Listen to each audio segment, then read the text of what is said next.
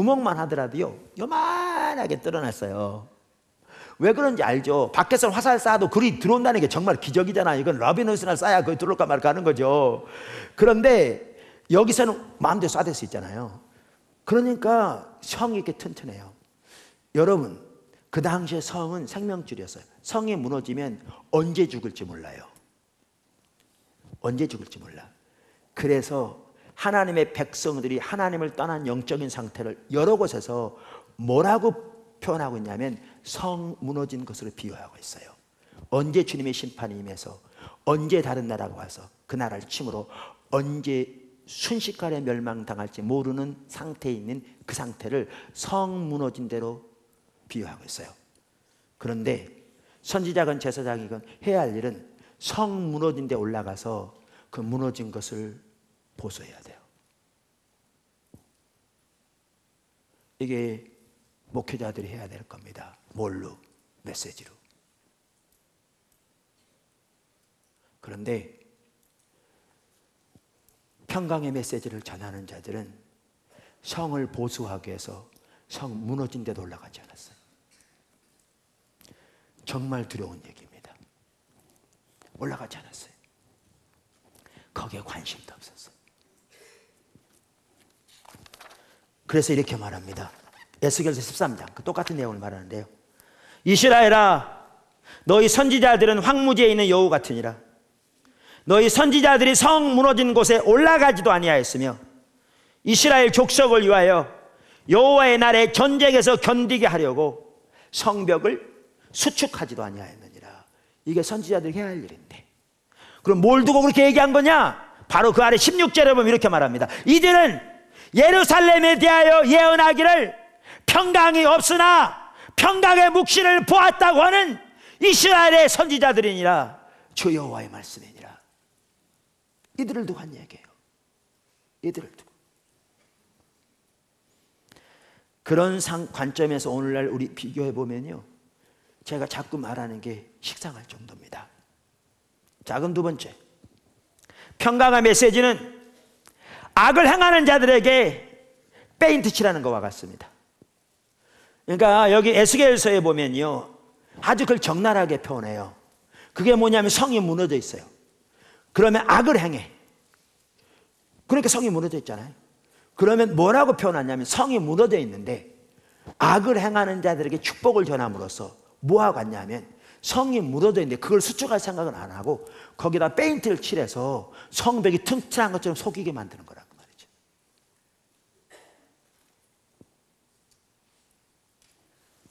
무너진 성을 수축할 생각은 안 하고 평강의 메시지를 전하는 것을 페인트를 가지고 튼튼한 성이 서 있는 것처럼 그림을 그려서 속게 만드는 거라는, 그렇게 비유하고 있어요. 에스겔서 22장 27절 지금 똑같은 걸 말합니다. 에스겔 13장, 에스겔서 27장은요 정확하게 똑같은 걸 두고 말합니다. 여러분 성경 그 구절 전체를 읽으면 지금 제가 시간을 줄이게 부분 지금 읽고 있습니다. 그 가운데 그 고관들은 음식을 삼키는 일이 같아서 불의한 이익을 얻으려고 피를 흘려 영혼을 멸하거늘 그 선지자들이 그들을 위하여 회를 칠하고 페인트를 칠하고 스스로 허탄한 이상을 보며 거짓 복수를 행하며 여호와가 말하지 아니하였어도 주 여호와께서 같이 말씀하셨느니라 하였으며 뭐를 전했다는 거예요? 평강을. 오카는 목사님이 제가 교회 이렇게 무너지다니 그렇게 썼다고 그랬잖아요. 그러면서 복음주의 협의회 설교했다고 그 다음 달에 그 누가 저한테, 누군지 몰라요. 저도 누가 저한테 메일로 그 스캔더가 보내줬더라고요. 그랬더니 거기에 보니까 이렇게 써 있어요. 목회자들이 이 설교하려면 이 장로님 걸려서 못하고, 이 설교하면 이 장로님 걸려서 못하고. 그래서 하나님 말씀을 올바로 못 전하는 거죠. 성이 무너져 있는데 그들에게 페인트 칠하고 있는 거죠. 평강이라, 평강이라요. 정말 무서운 일이 이 시대에 일어나고 있습니다. 한국교회 강단에서 그대로 이만큼도 가감없이 시대말적이라고 할 수 있는 예레미야와 에스겔 시대, 실제로 나라가 망한 그 그 시대에 해당하는 일이 오늘날 강단에서 여호와께서 말씀하셨느니라 하며 전파되고 있습니다. 주님은 내가 그들을 보내지 않아서도 그들을 가서 내가 하지도 않은 말을 저들은 내가 했다고 말한다고 이렇게 말하고 있는데, 똑같은 일이. 그러면서 하나님께서 그들을 치실 것을 말해요. 그러면서 에스겔서 13장에 보면요, 10절에 이렇게 말하고 똑같은 것을 두고, 이렇게 칠 것은 그들이 내 백성을 유혹하여 평강이 없으나 평강이 있다 함이라. 어떤 사람이 담을 쌓을 때에 그들이 회칠하는도다. 똑같은 걸 두고 말해요. 그러면서 이것도 아무런 효력이 없음을 13장이 말하는데요, 뭐라고 말하느냐, 하나님이 진노하여 심판하셔서 창수가 나고 바람이 불어서 그 성이 무너질 때 그 페인트 어디 있겠냐 그렇게 말해요.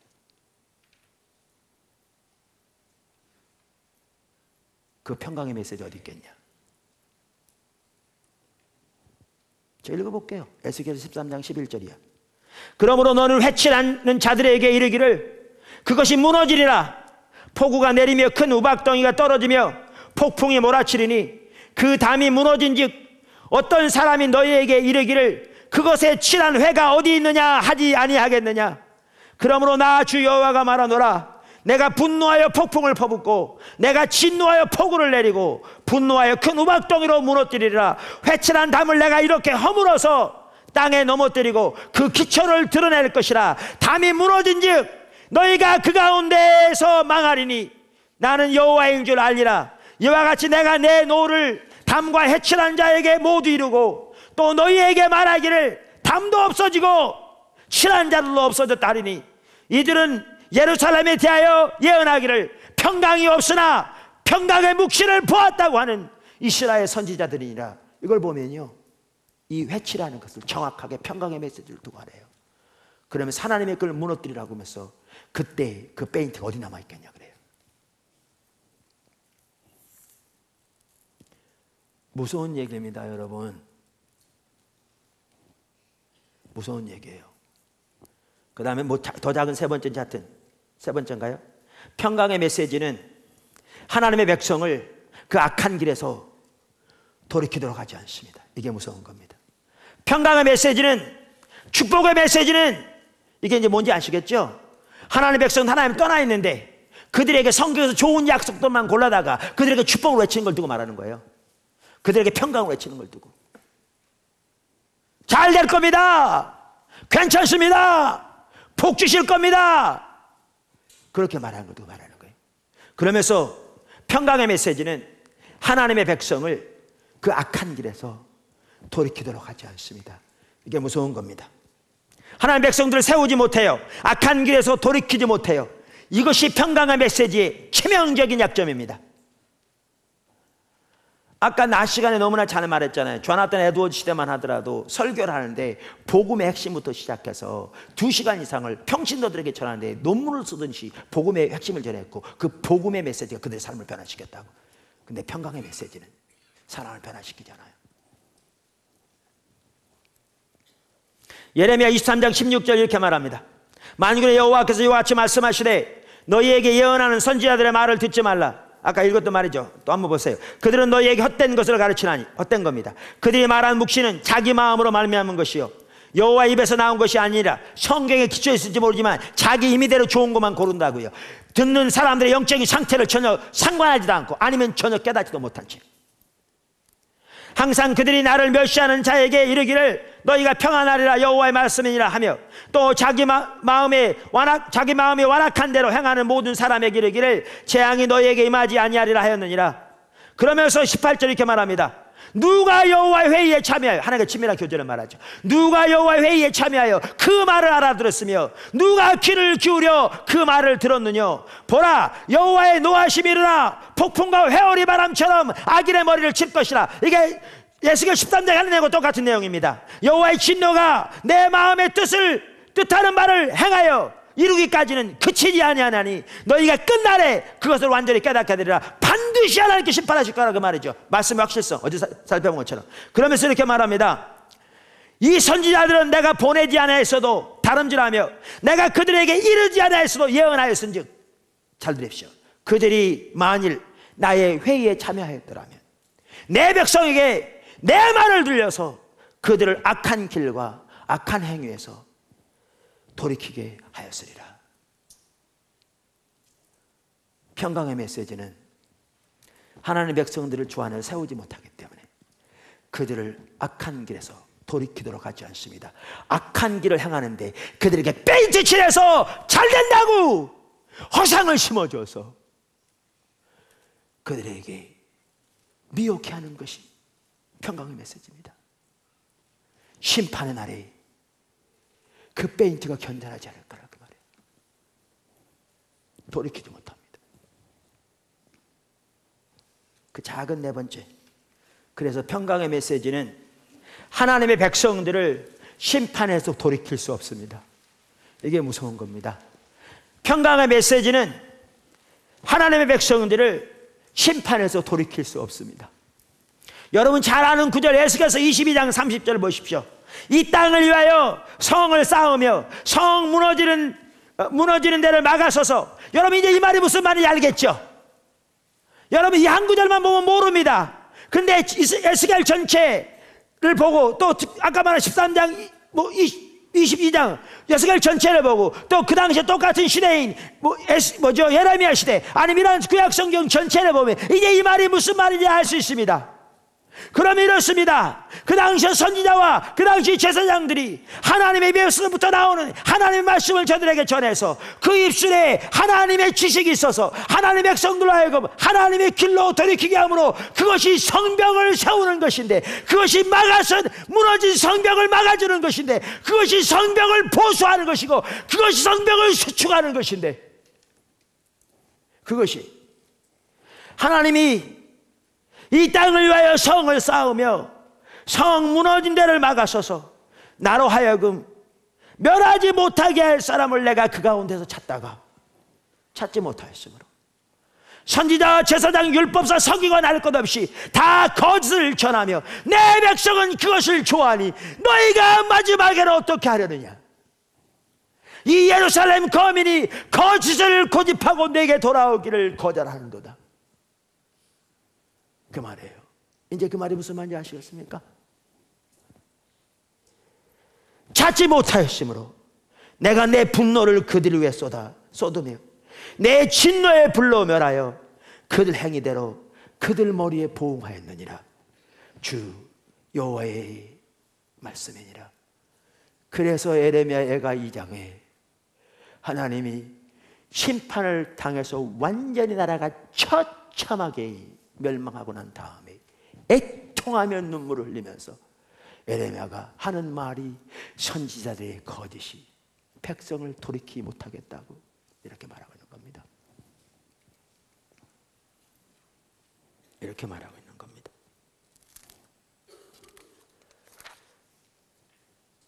네 번째, 아까 뭐라고 그랬죠? 미혹시키는 것입니다.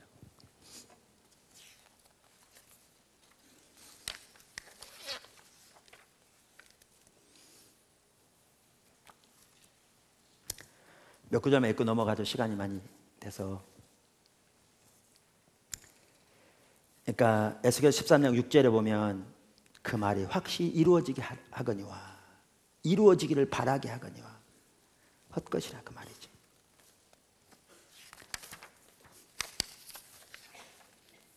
여기서 이 부분에 한 구절만 읽겠습니다. 아무래도 좀 줄여야겠네요. 예레미야 23장 15절에 이렇게 돼 있어요. 그러므로 만군의 여호와께서 선지자에 대하여 이와 같이 말씀하시느니라. 보라, 내가 그들에게 쑥을 먹이며 독한 물을 마시게 하리니, 잘 들으세요. 이는 사악이 예루살렘 선지자로부터 나와서 온 땅에 퍼짐이라 하시니라. 얼마나 무서운 얘기입니까? 이 악한 사악이 온 땅에 퍼지게 되는데 그 근원이 선지자들의 입에서 나오는 평강의 메시지라고 말합니다. 여러분 이 말의 의미를 듣는다면요, 깨닫는다면 여러분 절대로 평강의 못 전합니다. 이걸 본다면 다음 주부터는 절대로 평강의 메시지 못 전합니다. 온 예루살렘에 사악이 퍼지는데 그 근원지가 선지자들의 입이라고요. 평강의 메시지.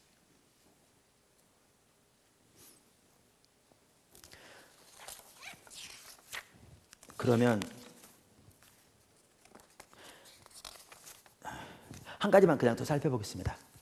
그리고 마쳐야 될 것 같아요. 이건 꼭 살펴봐야 될 것 같아서. 큰 네 번째인데요, 그게 뭐냐면 거짓의 배우, 탐심. 왜 이 거짓을 전하느냐는 거죠. 그 배우에 뭐가 있냐는 거죠. 그게 성경에 의하면 탐심입니다. 탐심. 예레미야 6장 12절 이렇게 말하죠. 내가 그 땅 주민에게 내 손을 펼 것인즉 그들의 집과 밭과 아내가 타인의 소유로 이전되리니 여호와 되리라. 여호와의 말씀이니 아까 살펴보세요. 그들이 가장 작은 자로부터 큰 자까지 다 뭐하며 탐욕을 부리며 선지자로부터 제사장까지 다 거짓을 행함이라. 그들이 평강을 외친 주된 이유는 탐심이었습니다. 여기 보면 all are greedy for gain.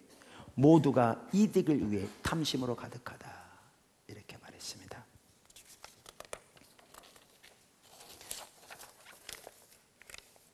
여러분, 이러한 그 당시 평강을 전하는 메시지, 왜 오늘날 목회자들이 평강 전하는 줄 아십니까? 교회 성장하려고요. 그래야 성도들이, 사람들이 좋아하니까. 그 배후에 뭐가 있는 줄 아세요? 하나님의 뜻이 이루어지고 하나님의 백성들이 돌이켜서 하나님 앞에 살고, 그거 전혀 관심 없습니다. 성 무너진 데 올라가서 수축하는 것 관심 없다니까요. 뭐에 관심인데? 교회 성장에 관심이 있습니다. 탐심이 가득한 거죠. 탐심이 가득해. 상처가 심한데 대수롭지 않게 여기며 말하기를 평강하다, 평강하다 하나 평강이 없도다. 암 말기에서 죽어가는데요, 지금은 얼마나 심각한지 저는 뻔히 아는데, 이대로 가면 우리나라 한국의 교회는 몇십 년만 지나면 완전히 자치가 사라질 위기에 달리는데, 아무 일도 없었던 것처럼 말기암 환자에게 반창고 붙여주면서 하는 말이 괜찮습니다 라고 말한 거죠. 그들에게 축복을 전하고 있는 거죠. 탐심이 가득하여 그들을 붙잡기 위해서.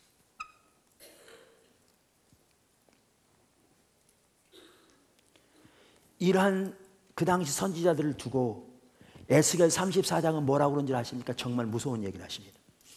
여호와의 말씀이 내게 임하여 이르시되 인자야 너는 이스라엘 목자들에게 예언하라. 리더들을 말하죠.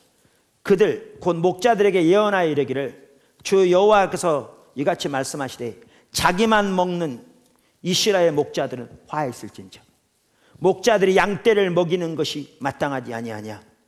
너희가 살진 양을 잡아 그 기름을 먹으며 그 털을 입되 양떼는 먹이지 아니하는도다.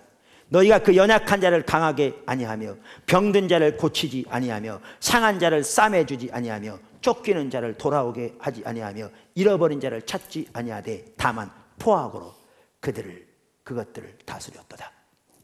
아까 읽은 예레미야 5장 30절 31절 선지자들은 거짓을 예언하며 제사장들은 자기 권력으로 다스리며 백성들은 그것을 좋게 여기니 너희가 결국에는 어찌하려느냐.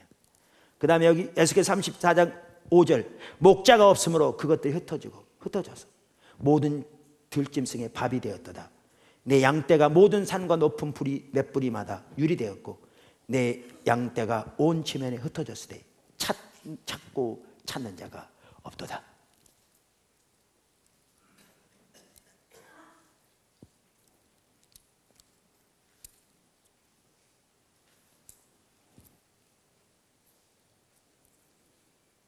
그래서 미가서가 같은 시대입니다. 이사야하고 3장 11절 그들의 우두머리들은 뇌물을 위하여 재판하며 그들의 제사장은 싹스를 위하여 교훈하며 그들의 선지자는 돈을 위하여 점을 치면서도 평강을 전했다고 말해요.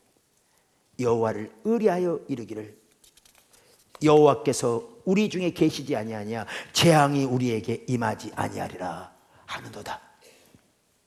이러므로 그렇기 때문에 너희로 말미암아 시온은 갈아엎은 밭이 되고 예루살렘은 무더기가 되며 성전에 사는 수풀의 높은 곳이 되리라.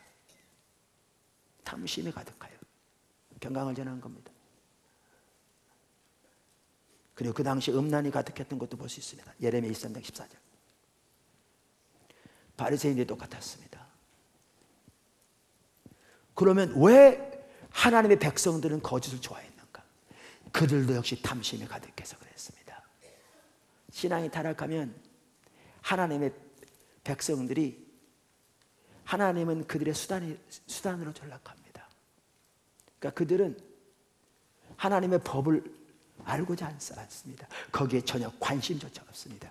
그들은 자기 문제 해결되고 자기 복 받고 자기 사업 잘 되고 자기가 원하는 것 성취되에만 관심이 있습니다. 그래서 그들은 그런 메시지만 듣기 원합니다. 그리고 리더들은 그러한 그들에게 그들이 원하는 축복의 메시지를 전해야 인기가 있고, 오늘날 말하면 교회가 성장하고 사람들이 자기 뒤에 줄 서니까 이득이 있으니까 헌금도 받고 부흥회도 다니고 축복기도 해줄 때 헌금도 갖다 바치니까 교회가 성장해야 월급 많이 받고 자식 미국 유학 보내고 교회 돈으로 다 유학비 집까지 다 사주고 그렇게 할 수 있으니까.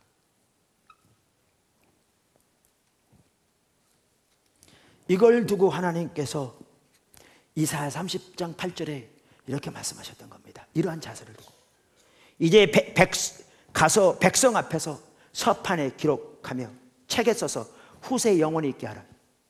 대저희는 패역한 백성이요 거짓말하는 자식들이, 여기 거짓은 바로 그 거짓을 말합니다. 여호와의 법을 듣기 싫어하는 자식들이라. 그들이 선견자에게 이르기를 선견하지 말라. 선지자에게 이르기를 우리에게 바른 것을 보이지 말라. 우리에게 부드러운 말 하라. 거짓된 것을 보이라. 이게 평강을 말하는 겁니다. 이게 너희는 바른 길을 버리며 첩경에서 돌이키라. 이스라엘의 거룩하신 이로 우리 앞에서 떠나시게 하라 하는도다. 여러분, 제가 외부 집회도 나가보지만요, 정말 오늘날 한국의 기독교인들이요 하나님의 법과 길이 무엇인지를 알아서 그 가운데 행하고자 열망하는 사람이요 10명 중에 1명도 제가 보면 되지, 아니 10명 중에 2-3명도 되지 않습니다. 오늘날 나머지는 하나님의 법과 길 관심조차 없습니다. 그들은 자기 문제 해결, 자기 목적 성취에만 관심 있습니다. 그걸 두고 이렇게 말씀하신 겁니다. 이 패역한 백성들의 일을 기록해라. 그들은 여호와의 법을 듣기 싫어하며 하나님의 길을 알기를 원치 않는도다. 그들은 선지자에게 부드러운 말하라. 거짓된 것을 평강을 전하라. 축복을 전하라. 그 결과는 하나님의 길에서 떠나는 것이고 결국은 하나님이 그들을 버리시는 것인데, 왜 거짓이 팽배한가? 탐심 때문에 그렇습니다. 신앙이 타락하면 하나님의 수단으로 전락하기 때문에 하나님의 법에 대해서는 관심 없습니다. 주님 사랑한다고 그러죠. 자기 목적 성취될 때에만 많은 의식하죠. 자기 문제 해결해 달라고. 하나님의 법에 대해 관심조차 없습니다. 그래서 그들이 원하는 것은 자기들이 필요를 채워줄 거짓말을 원합니다. 근데 문제는 이겁니다. 그 거짓이 효력이 없는데, 그 거짓이 효력이 없는데, 그 거짓이 그들을 돌이키지 못하는데, 그 거짓이 그들에게 하나님의 생명을 가져다 주지 못하는데,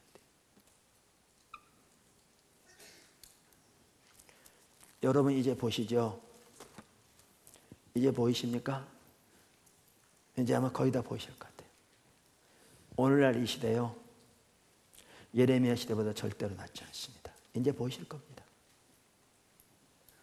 여러분, 그 시대에 에레미야 2장 14절에 보면 심판이 그렇게 오는데도 실제로 나라가 정말 망하기 직전까지 가도록 하나님이 말씀하신 것이 실제로 이루어지고 있었는데도, 그 외에도 수많은 하나님의 징계의 열매들이 널려 있었는데도 그들이 돌이키지 못한 이유 중에 주된 한 가지는 리더들의 이 거짓된 메시지로 인해서 그들의 눈이 가려져서 그렇습니다.